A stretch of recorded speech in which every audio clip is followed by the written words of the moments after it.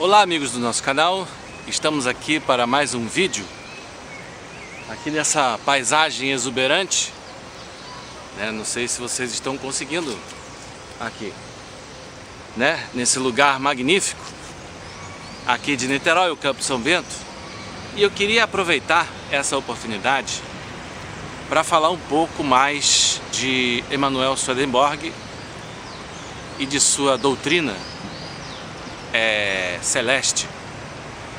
Então nós já vimos falando, através de muitos vídeos que nós postamos aqui em nosso canal, várias atualizações sobre o místico sueco Emanuel Swedenborg.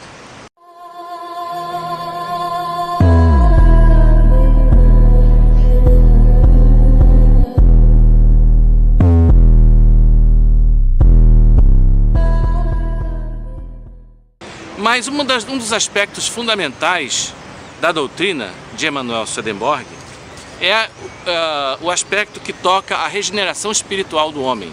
Mas o fato é que nós estamos num processo, né? O ser humano está em algum processo, cada um com a sua particularidade. Mas muitos estão experimentando a regeneração, porque a humanidade é caída. A humanidade caiu para os níveis mais materiais, mais sensuais e corporais. O homem hoje é corporal. Ele é mais do que sensual. Ele é corporal e mundano. O homem hoje, a forma humana hoje é desfigurada. O ser humano perdeu a sua imagem e semelhança com o seu Criador. Então ele precisa ser novamente gerado. Ele precisa ser novamente nascido. Jesus falou isso: importa-vos nascer de novo da água e do Espírito, e nós não entendemos muito bem o que ele quis dizer com isso. Então, no momento em que o homem caiu de sua forma original, né, a forma monstruosa e desfigurada passou a ser a nossa forma, né, a forma do homem que está voltado para si, para o seu ego, para o seu próprio.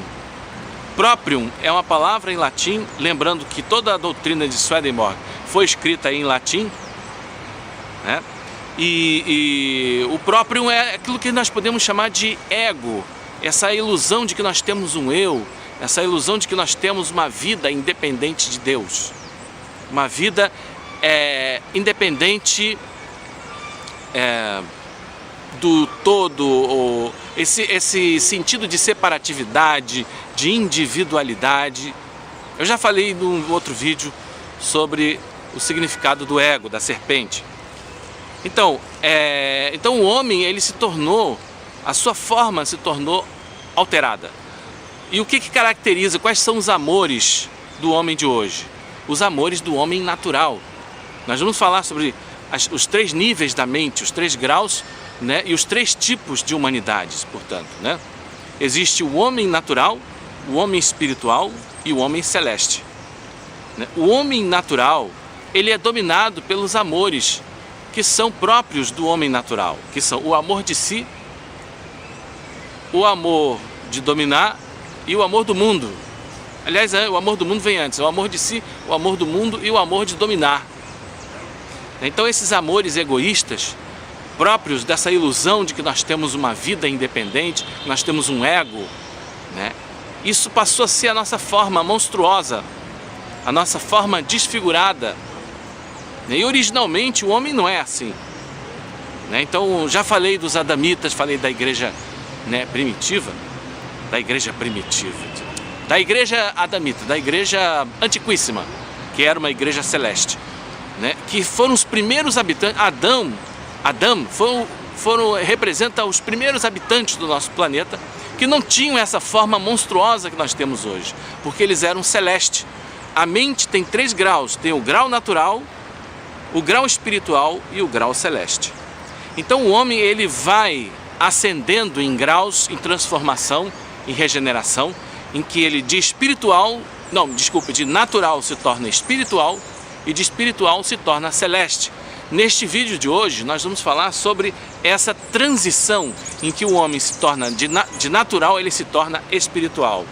O homem natural, como eu já falei, ele é regido por esses amores, o amor de si, o amor do mundo e o amor de dominar, né?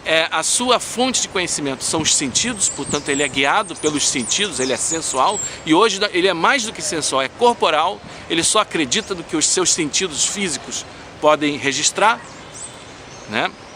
E ele, portanto, é um ser totalmente voltado para as coisas que são da materialidade, apegado à materialidade, não tem nenhum sentimento verdadeiro de compaixão.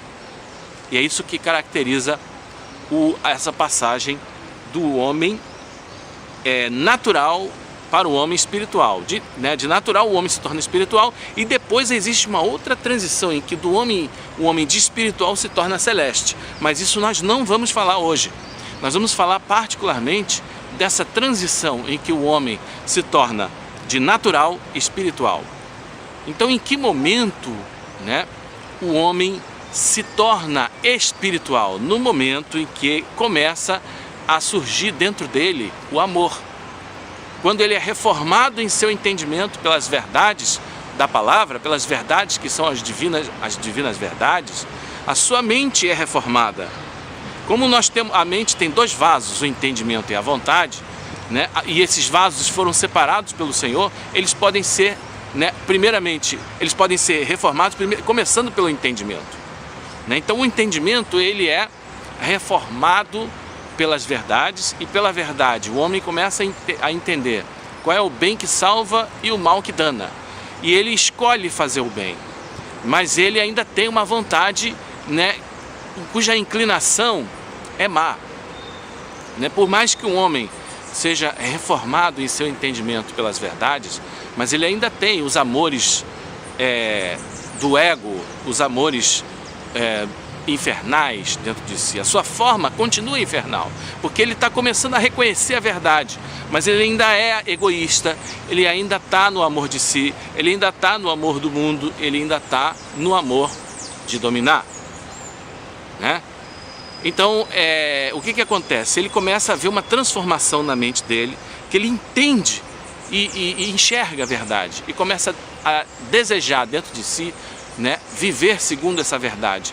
Mas isso não é possível sem que a sua vontade também seja unida ao entendimento, porque o seu entendimento foi reformado, mas a sua vontade ainda não. Então o que faz o Senhor? Esse trabalho é o Senhor que faz. O Senhor opera e o homem coopera, né? Então o que o Senhor faz? Deus vai colocando uma nova vontade, um coração novo, né, dentro desse homem, no interior, dentro que eu falo, no seu interno. Então, porque a mente é o seguinte: nós temos o entendimento e a vontade. Quando o homem, a vontade é o vaso, que é o receptáculo das afeições, dos amores, né, e o entendimento é o vaso que é o receptáculo, né, da sabedoria, das verdades, né? Então, esses vasos eles têm que andar juntos. Quando a vontade do homem se inclina para o mal, o entendimento ele se confirma nas falsidades que vão, de uma certa forma, dar assentimento a esses males que ele escolheu vivenciar na sua vida, que ele escolheu seguir, digamos assim. Mas no momento em que ele entende a verdade e deseja viver segundo o bem, né, procedente dessa verdade, e da verdade, portanto, que é procedente desse bem, né, o que vai acontecer? Ele vai entrar em conflito com a sua vontade velha, né? Ele vai ser, uma parte dele ainda vai estar nos maus amores, e uma outra parte dele já estará começando a ser formada como novos sentimentos, novas afeições, uma vontade nova, um coração novo vai sendo formado dentro dele, mas ainda entra em conflito com a sua, né, com sua velha natureza, né? E esse conflito ele se manifesta na forma de tentações, né? Mas ele está sendo reformado. No homem, nessa passagem do homem espiritual, do homem natural para espiritual, em que os amores começam a surgir, porque os amores que são os amores do homem espiritual e mais ainda do homem celeste são, né, o amor ao próximo, o amor ao Senhor e o amor dos usos. Esses são os amores celestes, né? Eles vão começando a se formar no interior do homem, que vai se tornando espiritual, mas ainda está se havendo conflito com os amores antigos, o amor de si, o amor do mundo e o amor de dominar. Então a pessoa, ela passa a ter o quê? Um conflito interno dentro de si. Daí a tentação, daí essa fase ser uma fase de conflito, de profunda, de dor na consciência, de desconforto na consciência. O homem espiritual, ele não tem paz ainda, porque ele está em conflito, né? A gente vai falar do homem celeste. O homem celeste, sim, ele entra na paz, né? Essa paz é quando cessa esse conflito e a sua vontade se torna regenerada e existe o casamento da divina verdade, do divino bem, né? Dentro, no seu interior, na divina verdade, no seu entendimento, e o divino bem na sua vontade.